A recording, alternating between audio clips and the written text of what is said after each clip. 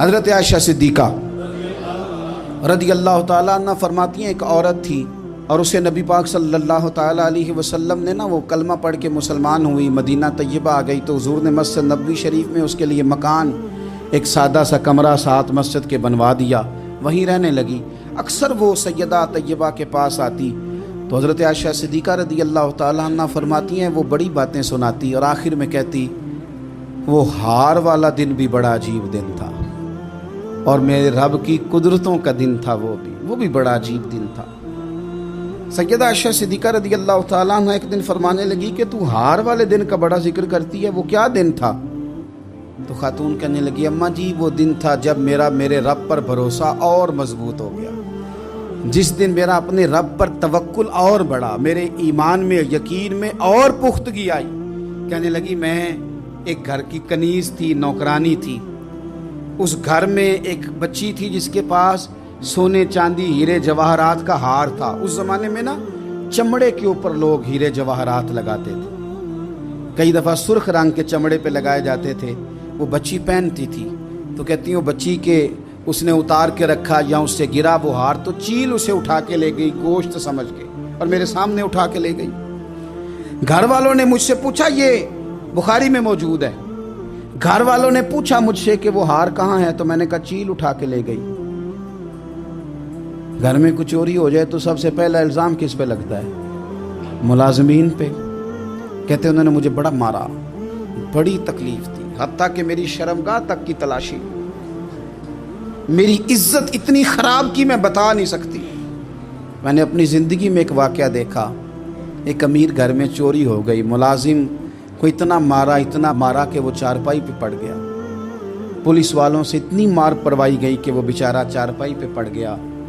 اور پھر وہ اتنا بیمار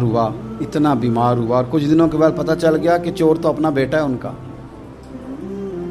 پھر اس کا انتقال ہو گیا۔ اب وہ سیٹھ صاحب اور گھر والے آ کے مرنے والے کے کان میں معافیاں مانگ رہے ہیں، کان میں۔ تو میں نے ان سے پھر کہا تھا کہ یہ تو اب چلا گیا ہے، تمہارا زور چلتا تھا نا تو تم نے قانون خریدا اور تم نے اسے جتنا ہو سکا تم نے اسے مار پڑوائی، تمہارے پاس جو عدالتیں تھیں تم نے وہاں کارروائی کی، اب ایک عدالت قیامت کے دن لگے گی۔ یہ کمزور تھا نا، کچھ کر نہیں سکا۔ میرے نبی پاک صلی اللہ علیہ وسلم نے فرمایا سن لو، اگر سینگ والی بکری نے بغیر سینگ والی بکری کو تکلیف دی ہوگی نا تو قیامت کے دن اسے بھی بدلہ دینا پڑے گا کہ تیرے پاس سینگ تھے اور تو نے اسے مارا تھا۔ وہ خاتون عرض کرتی ہے سیدہ عائشہ کی خدمت میں کہ مجھے بڑا مارا، مجھے تکلیف دی، میں کہہ رہی تھی کہ میرے سامنے چیل لے گئی ہے پر وہ نہیں مان رہے تھے، اماں جی انہوں نے مجھے بڑا مارا۔ حضرت عائشہ صدیقہ کہتی ہیں پھر کیا ہوا؟ کہنے لگی اماں جی جب کوئی میرا مددگار نہ رہا، مجھے تکلیف دے رہے تھے، رسوا کر رہے تھے، تو میں نے اپنے رب سے مدد چاہی، میرے رب کی طرف میں نے توجہ کی، میں نے کہا مالک اب تو ہی میرا مددگار ہے۔ کہتی ہے وہ مجھے مار رہے تھے تو وہ چیل جو ہار لے گئی تھی وہی لے کے واپس آ گئی، اور ہمارے سروں کے قریب لا کے اس نے جب اس ہار کو پھینکا وہ مجھے چھوڑ کے سائیڈ پہ ہوئے، وہ میری بے گناہی جان گئے، لیکن آپ کو بتاؤں اس دن سے میرا اپنے رب پر یقین اور بڑھ گیا۔ مجھے سمجھ آ گئی کہ جب انسان پورا ٹوٹ جاتا ہے اور جب کوئی چاروں جانب اس کا مددگار نہیں ہوتا تو رب تو ہوتا ہے نا، اللہ تو اس کا مددگار ہوتا ہے نا،